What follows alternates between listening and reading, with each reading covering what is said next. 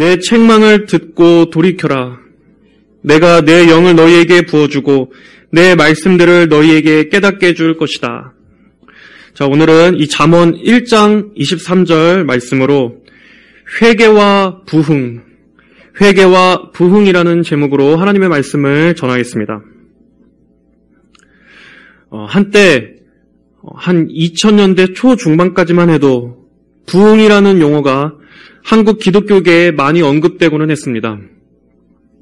마침 2007년이 평양 대부흥 100주년이기도 했고 또 그쯤으로 해서 한국교회에 다시 부흥의 열풍이 유행처럼 번지던 때가 있었습니다. 하지만 그 시기에 대부분이 생각했던 부흥은 그저 교회의 양적인 성장에 치중하던 부흥이었지 부흥의 본질에 대해서는 대다수가 외면하거나 무지했습니다.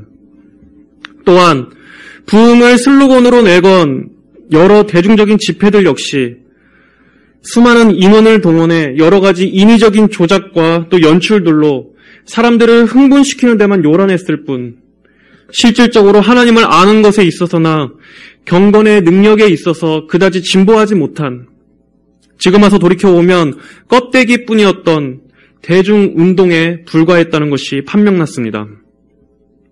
대중 집회를 통해서 신앙을 고백했던 이들 중 많은 이들이 시간이 지나자 다시 세상 속으로 돌아갔고 실제 회심자는 극히 드문 감정주의나 열광주의로 끝났던 시기였습니다. 그 후에 최근 10여 년 전부터 더욱더 급속하게 이 좌파적 사상이 정치, 교육, 사회, 문화 이런 사회 전반적인 영역을 휩쓸면서 전 세계적으로 무신론적인 세계관과 반기독교적 정서가 퍼지게 되었고 결정적으로 2020년 코로나 시국을 거치면서 교회가 완전히 활력을 잃고 초토화돼버린 오늘날의 상황까지 이르게 되었습니다. 확실히 근 10년 들어서 교회가 영적으로 힘이 빠져버린 것을 확실히 느낍니다. 지금처럼 교회가 영적으로 빈사 상태에 이르고 교회에서마저도 하나님에 대한 갈망이 씨가 말라가던 때가 없었습니다. 이 역시 결국 말씀대로 점점 더 이 세상이 마지막 때로 향하고 있다는 증거일 것입니다. 하지만 그럼에도 하나님께서는 교회가 이런 최악의 상황에 있을 때마다 하나님의 비상한 방식으로 잠들어 있는 교회를 깨우시곤 하셨습니다. 바로 하나님께서 주권적으로 역사하시는 부흥을 통해서입니다. 기독교 역사를 봐도 그렇습니다. 교회가 성경적 진리를 이탈하고 신앙이 쇠퇴해져서 하나님에 대한 열심이 사라지고 또 교회의 생명이 바닥을 쳤을 때마다 하나님께서는 놀라운 방식으로 다시금 교회의 생명을 일으켜 세우시고는 했습니다. 오히려 가장 바랄 수 없었을 때, 그 누구도 예측할 수 없었던 때, 교회가 또 온 세상이 가장 암흑이었던 때, 하나님께서는 다시금 교회 위에 하나님의 영광과 위엄을 드러내셨던 일들이 있었습니다. 하나님께서는 부흥을 통해서 죽어가는 교회를 살리셨고 오히려 더욱더 선명한 복음이 세상 만방에 전파되게 하셨습니다. 그렇기 때문에 오히려 역으로 우리는 오늘날과 같이 이러한 처참한 상황 가운데에서 어둠 가운데 빛을 주시는 하나님의 은혜의 손길을 간구할 필요가 있습니다. 시대가 어떠하다 할지라도 하나님께서는 그 시대를 초월하여 역사하는 분이십니다. 세상이 교회를 조롱해도 하나님께서는 조롱을 받지 않으시는 분이십니다.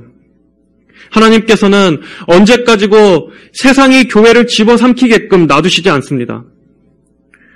온 세상이 기독교를 우습게 여기고 교회에서마저도 패배의식이 만연한 이때야말로 오히려 우리는 하나님의 크신 능력이 다시금 교회 안에 영적인 불을 지펴주시기를 더욱더 힘써 간구해야 하는 것입니다.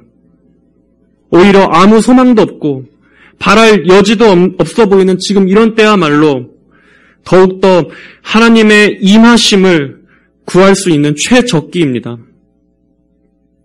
교회의 깃발이 부러졌다고 생각할 때 그때마다 교회의 영적 생명을 불어넣어 주시는 은혜를 더욱 사모해야 할 때인 것입니다. 엄밀히 말하자면 오늘 우리가 읽은 본문인 이 잠언 1장 23절의 구절은 부흥에 관한 구절은 아닙니다. 문맥상 오늘 구절을 보면 여기서는 마치 이 지혜가 사람처럼 의인화돼서 광장과 길거리 한가운데서 소리치는 장면을 볼 수 있습니다. 22절을 보면 미련한 자들은 언제까지 미련한 짓을 좋아하며 비웃는 자들은 조롱을 즐기고 우둔한 자들은 지식을 미워하겠느냐라고 외치면서 여기서 지혜가 상징하는 곧 하나님의 진리의 말씀과 하나님 자체에 대해 무관심하고 귀를 막는 자들을 향해서 돌이키라라고 외치고 있는 내용입니다. 하나님과 하나님의 진리를 무시했으므로 또 그 진리를 거들떠보지도 않는 자들에 대해서 그들이 하나님을 무시했으므로 하나님께서도 그들의 도움의 때에 무시하실 것이며 그들이 듣지 않으므로 하나님께서도 그들의 부르짖음에 듣지 않으실 것이라는 경고의 말씀입니다. 그리고 오늘의 본문인 23절의 말씀은 이렇게 말씀하고 있습니다. 내 책망을 듣고 돌이켜라. 내가 내 영을 너희에게 부어주고 내 말씀들을 깨닫게 해줄 것이다. 이런 경고의 말씀 한가운데 그분의 말씀을 듣는 자에게 주실 약속의 말씀이 자리 잡고 있습니다. 이 말씀이 비록 부흥에 관한 직접적인 말씀은 아니지만 우리는 오늘 이 말씀을 살펴보면서 회개와 부흥에 관한 영적인 원리를 배울 수 있습니다. 물론 부흥신학 자체를 학문적으로 다루는 것이 오늘의 목적은 아니기 때문에 오늘은 교회의 영적인 각성과 우리 개개인의 신앙의 부흥에 초점을 맞춰서만 설교하겠습니다. 부흥의 성경적인 정의는 가장 일반적인 의미로 쇠퇴한 교회의 신앙적 열정이 다시 일깨워져서 새롭게 갱신되고 되살아나는 것을 말합니다. 그 모든 것 위에는 하나님의 전적인 주권과 임하심으로부터 시작됩니다. 부흥은 인간의 기획이나 방편에 의한 것이 아닙니다. 그리고 참 부흥에는 반드시 회개와 거룩이라는 열매가 나타납니다. 비상한 부흥의 역사를 통해서 교회 안의 그리스도인들이 다시금 새롭게 활력을 되찾고 영적인 장님들이 눈을 뜨게 되며 결과적으로 하나님의 주권과 영광이 강력하게 드러나는 것, 이것이 부흥입니다. 이를 위해서 먼저 하나님께서 그분의 백성들에게 하시는 것은 책망입니다. 내 책망을 듣고 돌이켜라. 오늘날에는 하나님의 책망을 거부하는 시대입니다. 심지어 교회 안에서도 책망과 경고의 말씀을 시작하면 본능적으로 마음을 닫아버립니다. 24절, 25절의 말씀처럼 내가 불렀으나 너희가 거절하였고 내가 손을 내밀었으나 아무도 거들떠보지 아니하였으며 너희가 나의 모든 조언을 무시하고 나의 책망을 받지 아니하였으므로 또 29절, 30절의 말씀과 같이 이는 그들이 지식을 미워하고 여호와 경외하는 것을 원치 아니하였으며 그들이 나의 조언을 받지 않고 나의 모든 책망을 업신여긴 탓이다. 이 말씀과 같은 행태를 교회에서부터 보이고 있는 것입니다. 그러나 여러분들은 반드시 이것을 알아야 합니다. 항상 하나님께서 어떤 일을 시작하실 때는 먼저 우리의 영혼의 정직한 상태를 보게 하는 것부터 시작하신다는 것입니다. 에덴 동산에서 범죄한 아담에게 하나님께서 가장 먼저 하신 말씀은 아담아, 네가 어디 있느냐 하신 말씀이었습니다. 하나님께서는 하나님의 말씀, 즉 율법을 통해서 우리 자신이 얼마나 하나님 앞에 범죄한 존재인지를 먼저 보게 하십니다. 큰 치료가 있기 전에 먼저 상처가 어떠한지, 증상이 어떠한지에 대한 진단이 필요한 것처럼 하나님께서는 우리를 고치시기 위해서 먼저 우리의 범죄함을 보게 하십니다. 그리고 그 수단으로서 율법, 즉 십계명을 수단으로 사용하십니다. 10계명이 단순히 10가지 계명이라고 해서 우리는 쉽게 무시하는 경향이 있습니다.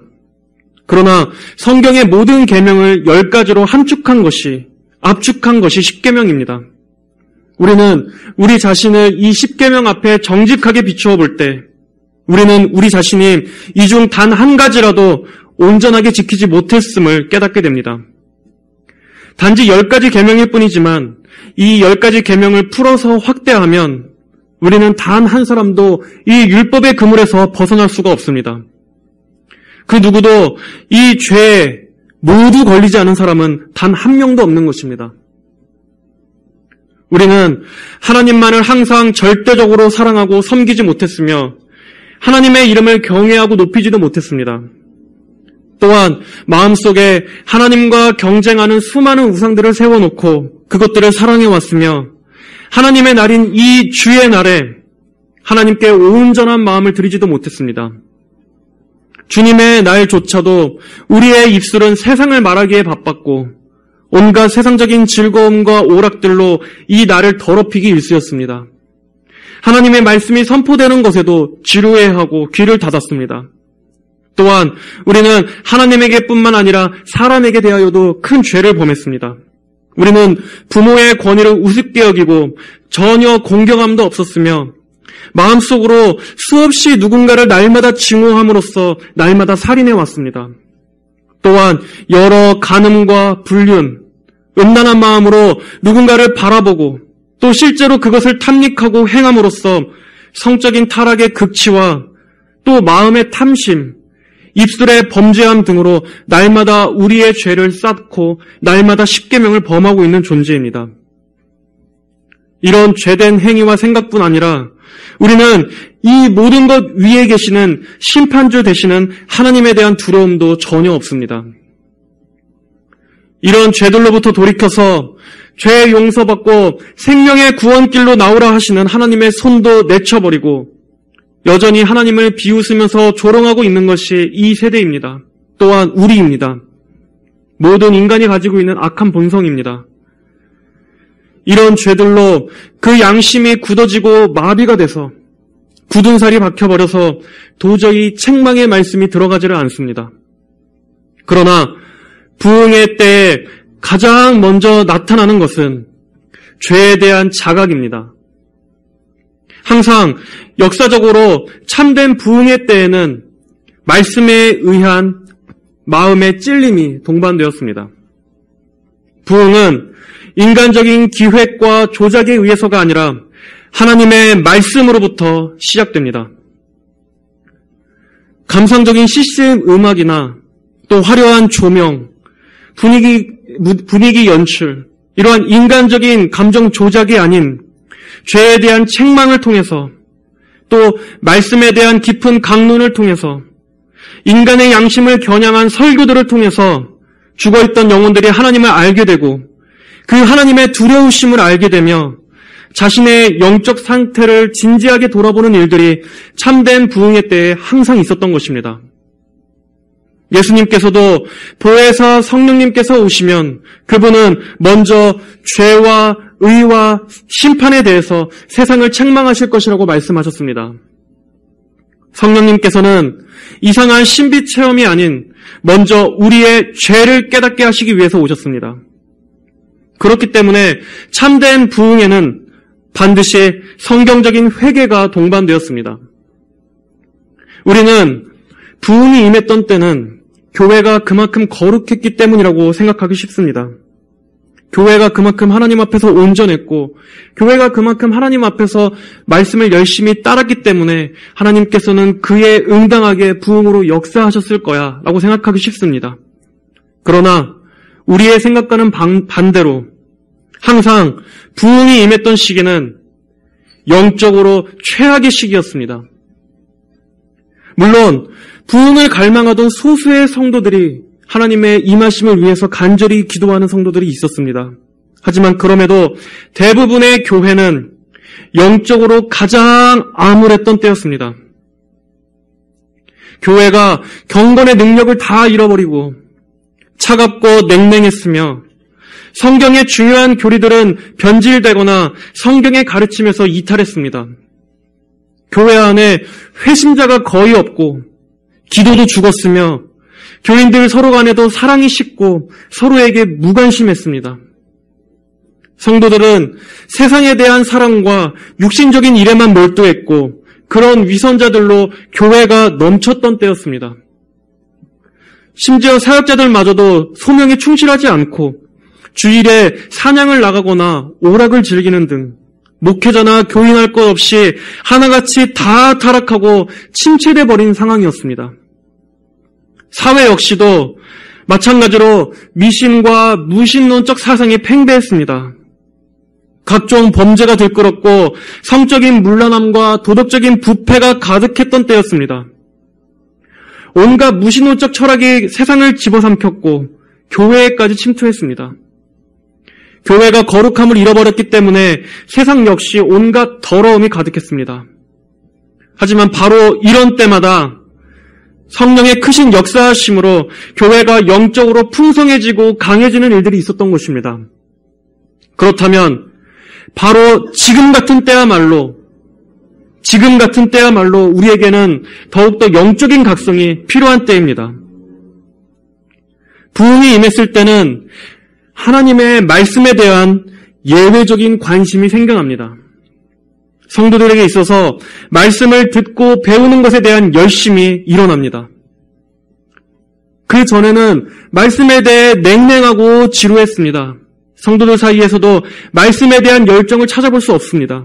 그러나 하나님께서 일하실 때 성도들의 마음 가운데 그 심령의 중심 가운데 가장 첫 번째 나타나는 것은 말씀에 대한 관심입니다. 물론 이런 것은 하루아침에 갑작스럽게 된 것이 아니었습니다. 교회 역사를 보면 부흥이 일어나기 전에 먼저 부흥을 갈망하고 또 영혼 구원을 간절히 소망하는 목회자들과 성도들에 의해서 그러한 소수의 성도들이 함께 모여 최소 6개월에서 또 5년 정도에 걸치기까지 말씀을 함께 읽어가고 또 말씀을 함께 읽어가는 그러한 시간들을 통해서 심령이 가난해지고 갈급해지는 가운데 부흥이 일어날 일들이 있었습니다. 한국의 평양 대부흥 때에도 거의 10년에 걸친 선교사들의 헌신과 기도와 또 성도들의 열심 가운데서 어떤 특별한 대중 집회도 아닌 일반적인 집회 가운데 성령의 역사하심이 나타났습니다. 그리고 그 시간들 가운데 하나님의 성령의 역사가 임하자 성도들은 자신의 은밀한 죄들을 하나님 앞에 애통하며 눈물로 회개하게 되었고 자신들의 죄를 자복하며 버리고 많은 회심의 역사가 불길처럼 번졌던 것입니다. 이처럼 말씀에 의한 책망은 그동안 묵혀왔던 교회의 죄와 성도들의 죄를 먼저 처리하십니다. 교회가 하나님의 말씀이 아닌 온갖 인간의 말들로 넘쳐날 때, 또 그런 말들로 강단이 더럽혀지고 예배가 타락할 때 하나님께서 임하셔서 모든 인간의 입을 다물게 하시고 하나님의 위엄으로 모든 것을 압도하십니다. 그렇기 때문에 우리는 하나님의 책망의 말씀을 두 손으로 받들어야 합니다. 그것이 우리를 살리는 시작이기 때문입니다. 그러므로 책망이 사라진 교회는 저주받은 인간의 모임입니다. 책망하지 않는 설교자와 책망을 듣기 싫어하는 교인 모두 하나님의 저주입니다. 기독교 역사상 사도 바울 다음으로 가장 위대한 설교자라고 평가받는 조지 휘필드는 이렇게 말했습니다. 하나님께서 교회에게 내린 가장 큰 저주는 거듭나지 못하고 영적으로 눈먼 설교자를 주시는 것이다. 하나님께서 교회에게 내린 가장 큰 저주는 거듭나지 못하고 영적으로 눈먼 설교자를 교회에게 주시는 것이다. 그러므로 우리는 두렵고 떨리는 마음으로 하나님의 책망의 말씀을 귀하게 받들어야 합니다. 하나님께서 우리를 책망하지 않으시는 것이야말로 우리가 영적 사생활하는 것이기 때문입니다. 하나님께서는 내 책망을 들으라 라고 말씀하십니다. 이 듣는 것에는 말씀뿐 아니라 기도도 포함할 수 있습니다. 여기서 듣는다고 해서 무슨 하나님의 음성을 듣는 법, 이런 걸 말하는 것이 아닙니다. 우리는 물론 기도할 때 우리의 간구를 하나님 앞에 올려드리기도 하지만 또 한편으로는 하나님께서 깨닫게 해주시는 일들을 듣기도 합니다. 우리는 하나님의 책망의 말씀을 듣고 이 말씀을 놓고 기도하는 가운데 우리의 생각지도 못했던 죄들을 기도할 때 깨닫게 해주십니다. 개인적인 경건의 의무를 태만히 했던 죄들, 하나님 나라에 대해서 지독히 무관심했던 죄들, 예배에 대한 열망이 쇠퇴하고 그저 형식적으로 몸만 오갔던 죄들, 또 하나님께 대하여 범죄한 우리의 입술과 우리의 마음의 죄들, 가정 내에서의 죄, 타인에게 행한 죄, 우리 자신의 개인적이고 은밀한 죄, 처음 사랑을 잃어버린 죄, 이런 죄들을 기도하는 가운데 깨닫게 됨으로써 우리는 주님의 책망을 한편으로는 듣는 것입니다. 그러면서 우리는 깨닫게 됩니다. 우리 자신의 교만을 깨닫게 되고 우리의 자신만만함과 오만함을 깨닫게 됩니다. 하나님에 대한 간절함과 갈급함이 사라졌던 것들, 그리고 하나님과 멀어질수록 죄와 가까워져서 게을러지고 세상의 잠에 빠져있던 이러한 모든 것들을 기도를 통해서 듣게 됩니다. 이렇게 하나님의 책망을 듣는 것은 모든 영적인 갱신의 시작이고 반드시 필수적인 것입니다. 이러한 과정을 거치지 않고서 곧바로 하나님의 축복으로 간다는 것은 있을 수 없는 일입니다. 어떻게 우리의 마음이 잘게 다져지지 않고서 어떻게 은혜가 심겨질 수 있겠습니까? 이러한 죄들을 깨닫고 마음이 낮아지지 않고서 어떻게 우리 자신을 부인하고 하나님께 순종할 수가 있겠습니까? 이것은 하나님께서 한 영혼을 구원하시기 위해서 일하시는 과정입니다. 오늘날에는 이 율법 선포를 통해서 이 죄에 대한 책망을 하는 것이 잘못된 것이다라고 주장하는 사람들이 있는데 이것은 성경 전체를 봐도 지극히 성경적인 방식입니다. 하나님께서는 복음의 샘물로 씻어주시기 전에 먼저 우리의 죄와 더러움을 깨닫게 하십니다. 이것은 지극히 성경적인 것입니다. 또한 오늘 말씀을 보면 하나님께서는 내 책망을 듣고 돌이켜라 라고 말씀하십니다. 돌이켜라. 이것은 마치 우리가 인간의 의지로 무언가를 준비하고 구원받기 위해서 우리가 우리의 행위를 의지하라는 말씀이 아닙니다. 하나님께서는 이 모든 것의 배후에서 전적인 주권으로 역사하십니다. 그러나 그렇다고 해서 인간이 기계적으로 조종당해서 회개하게 되는 것은 아닙니다. 하나님께서는 성령을 통해서 우리의 마음에 회개의 심령을 주시고 하나님께 대해 돌이키고자 하는 소원함을 주십니다. 그전에는 하나님의 돌아오라는 이 붙잡는 손길에 있을 때에도 우리의 마음은 계속 그 손길을 뒤로 밀치고 뒤로 막았습니다. 하나님으로부터 계속 멀어지려고 했습니다. 그러나 하나님께서는 이 돌이키라는 말씀을 통해서 성령님께서는 우리의 마음을 하나님 앞에 순순히 자원함으로 복종할 수 있게끔 우리의 마음을 변화시키십니다. 그리고 하나님께서는 책망을 통해서 하나님께로 돌이켜야만 살 수 있음을 알려주십니다. 자, 여기서 돌이킨다는 것은 회개를 말합니다. 회개는 우리 자신이 가던 방향에서 돌이켜 하나님께로 향하는 것입니다. 회개에는 날마다 우리의 죄를 회개하는 반복적인 회개가 있지만 단회적으로 단 한 번 일어나는 회개가 있습니다. 넓은 의미로 말하자면 이것은 처음 구원을 얻을 때의 회심을 가리키는 것입니다. 자신의 죄로 인해서 진정 절망하고 자신이 정말 구원이 절대적으로 필요한 죄인이구나 깨닫는 영혼들은 그 구원의 길로서 주어진 예수 그리스도의 십자가를 간절히 의지하게 됩니다. 자신의 의로서는 도저히 천국에 갈 수 없고 자신은 죄로 인해서 지옥에 갈 수밖에 없는 죄인인 것을 인정하고 받아들이게 됩니다. 그 어떤 것으로도 자신은 거룩하신 하나님 앞에 소망 없는 자라는 것을 받아들입니다. 그리고 단 하나의 유일한 길, 우리의 길이요 진리요 생명이 되시는 예수님만을 굳게 붙잡도록 하나님께서는 그에게 믿음을 베풀어 주십니다. 이렇게 부흥의 때에는 무엇보다도 구원에 대한 갈망이 교회 안에 가득해집니다. 영적인 갈망, 바로 이 영적인 갈망이 성도들의 대화의 주를 이루게 됩니다. 하나님에 관한 신령한 주제들이 성도들의 대화에 있어서 1차적인 관심사가 됩니다. 성도들의 마음에 있어서도 죄에 대한 애통함과 또 우리의 구세주이신 예수님에 대한 소망이 함께 넘쳐납니다. 또한 부흥은 교회 안에 있는 영적인 위선자들의 가면을 벗깁니다. 그동안 자신이 전혀 구원받지 못한 채 그저 형식적인 믿음만 가진 자였음을 깨닫게 됩니다. 내가 이렇게 미지근하고 형식적인 신앙생활을 하게 되면 나는 분명히 멸망하고 지옥에 가게 될 거야.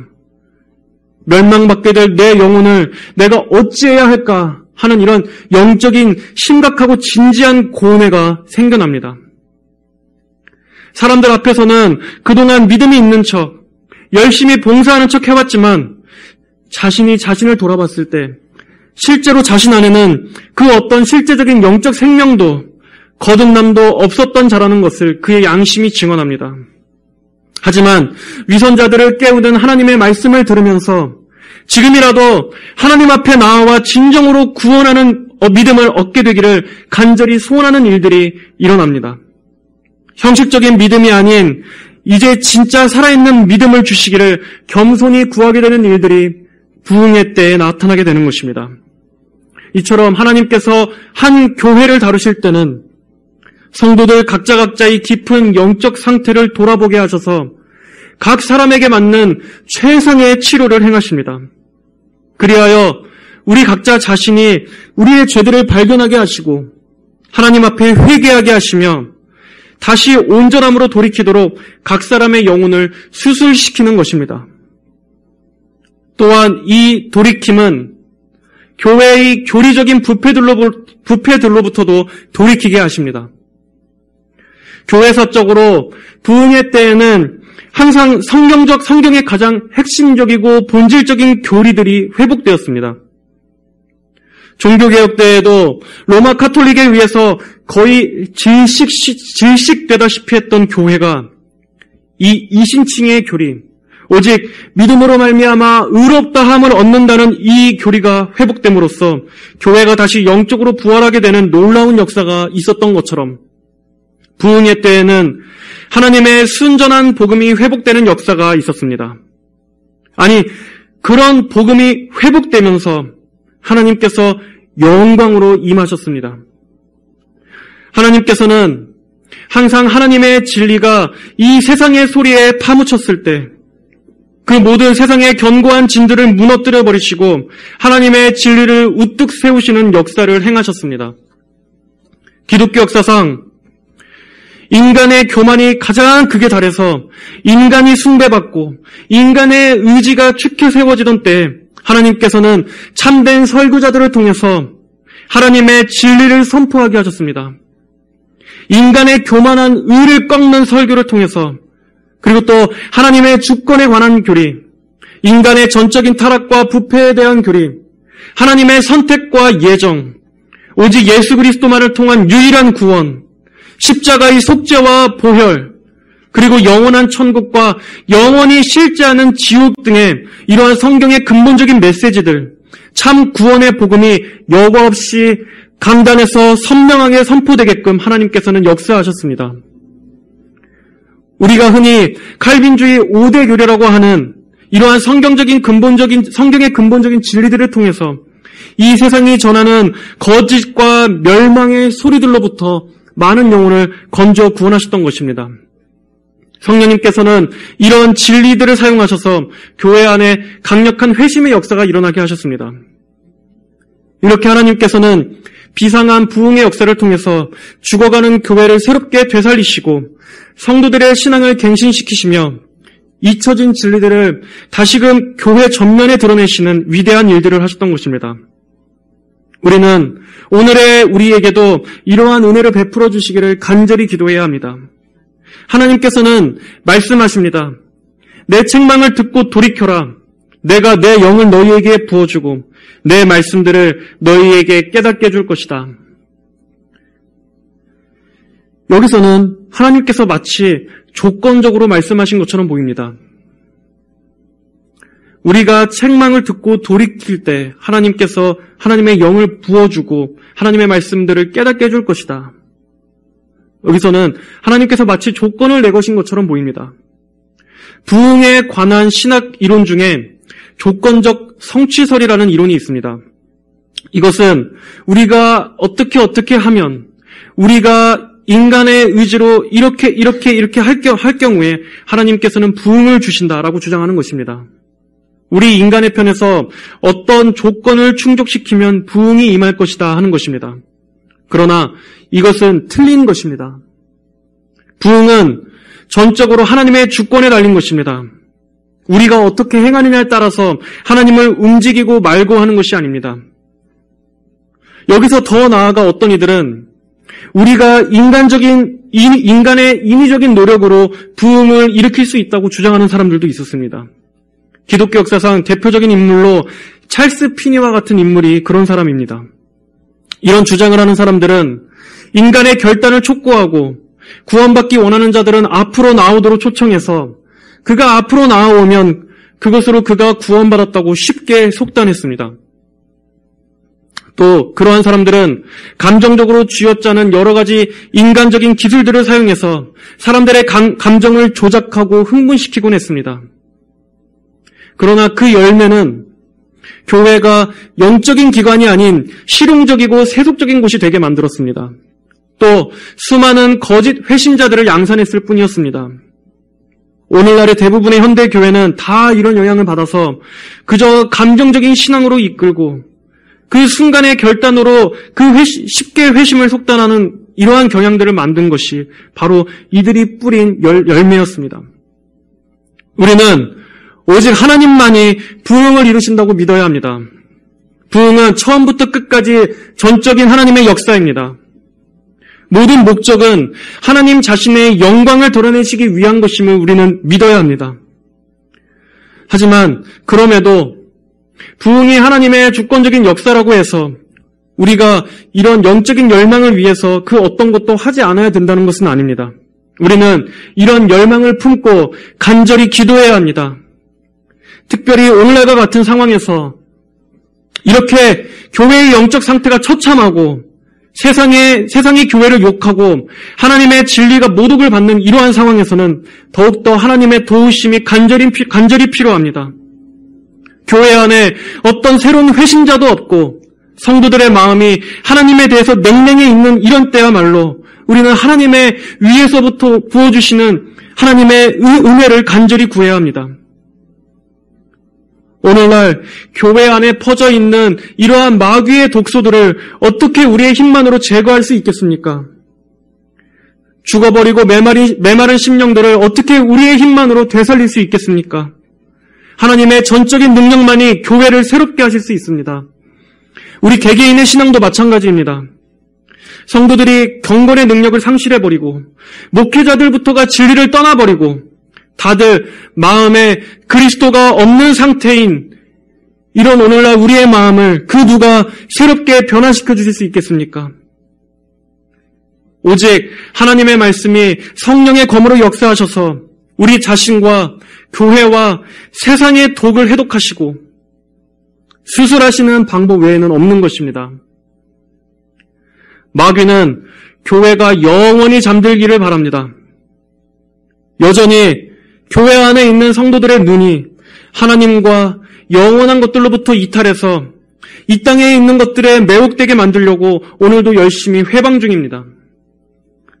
마귀의 일들은 언제나 부흥해 왔습니다. 오늘도 이 세상은 죄로 활력 있으며 죄로 번성하고 있고 죄인들은 생기가 충만합니다. 마귀와 이 세상은 교회와 성도를 잡아먹기 위해서 악령 충만합니다. 하지만 교회는 잠자고 있습니다. 죄를 깨닫지 못하게 하고 또 설령 죄를 깨달은 죄인들이 예수님께로 나아가는 것을 방해하는 이러한 마귀의 전략에 오늘날의 교회는 속수무책으로 당하고 있습니다. 이럴 때 우리가 누구에게 부르짖어야 하겠습니까? 바로 교회를 깨우시는 하나님께 부르짖어야 합니다. 그동안 우리는 하나님을 간절히 필요로 하지도 않았고 우리 자신의 지극히 낮은 수준에서 그저 작은 것들을 구하는 데만 그치고 있습니다. 이제 더 이상 교회에 있어서 큰 영적 대각성은 없을 것처럼 보이는 이러한 시대를 할지라도 또 점점 소수의 남은 자만 있게 될 것이라고 한다 할지라도 우리는 언제나 하나님의 크심을 구해야 합니다. 적어도 하나님의 크심은 이 세상에 영향받지 않고 그분은 언제라도 하나님의 일들을 하실 수 있다는 것을 우리는 믿고 바라봐야 합니다. 우리가 눈에 보이는 기적과 이사만 쫓는 것도 잘못된 것이지만 또 반대로 이 시대가 타락했다고 해서 하나님께서는 더 이상 교회에 큰 일을 행하시지 않을 거야 라고 생각하는 것도 잘못된 것입니다. 하나님의 충만한 임재를 구하는 것은 교회가 살아있다는 생명의 징표입니다. 교회는 언제나 하나님의 살아계심, 하나님의 임재하심, 하나님의 충만하심을 간절히 부르짖어야 합니다. 성도 여러분, 교회가 동력을 상실하고 가장 소망할 수 없는 때, 하나님에 대한 관심이 극도로 쇠약해진 이때에 이럴 때일수록 우리 성도분들은 하나님을 더욱더 추구하고 갈망합시다. 하나님을 더욱 간절히 찾고 구합시다. 하나님의 책망의 말씀을 귀하게 듣고 우리 살아납시다. 마귀의 부흥의 불길을 꺼트리는 유일한 방법은 오직 하나님께서 다시 그분의 충만하심으로 교회를 채워주실 때입니다. 한 주간도 하나님께서 주신 이 귀한 은혜의 수단들을 부지런히 행하시면서 우리 성도분들 항상 하나님을 늘 가까이 하시고 또 하나님의 충만하심을 열망하시는 우리 모든 성도분들이 되시기를 주의 이름으로 간절히 축복합니다. 다 함께 기도하시겠습니다. 거룩하신 하나님 아버지 감사합니다. 아버지, 죄로 죽은 우리를 살리신 것도 하나님의 크신 능력이요, 또 우리에게 새로운 영적인 회복을 허락해 주시는 것도 하나님의 동일하신 크신 능력이 필요함을 저희가 믿고 의지합니다. 하나님 아버지, 이 시대는 참으로 교회의 목을 조이고 또 교회의 생명을 쇠퇴하게 만드는 온갖 마귀의 그 악한 능력이 가득한 때입니다. 아버지, 이럴 때 아버지, 우리가 이 세상에 함께 매몰돼서 무너지고 꺾여야 하겠습니까? 주여, 우리의 생명은 오직 하나님께 있사오니 아버지, 어둠 가운데 빛을 주시는 하나님의 크신 능력이 오늘도 이 나라, 이 세계의 교회 가운데 역사하여 주셔서 하나님을 참되게 부르짖는, 참되게 소망하고 갈망하는 성도들의 머리 위에 아버지 영적인 새로운 각성을 허락하여 주시고 우리 심령의 부흥을 허락하여 주시옵소서. 하나님의 책망을 듣고 돌이키는 저희 모든 성도들이 되게 하여 주시고 그로써 우리의 영혼이 살아있음을 날마다 증거하는 우리 성도들의 삶이 되게 하여 주시옵소서. 감사드리며 살아계신 우리 주 예수님의 이름으로 기도드립니다. 아멘.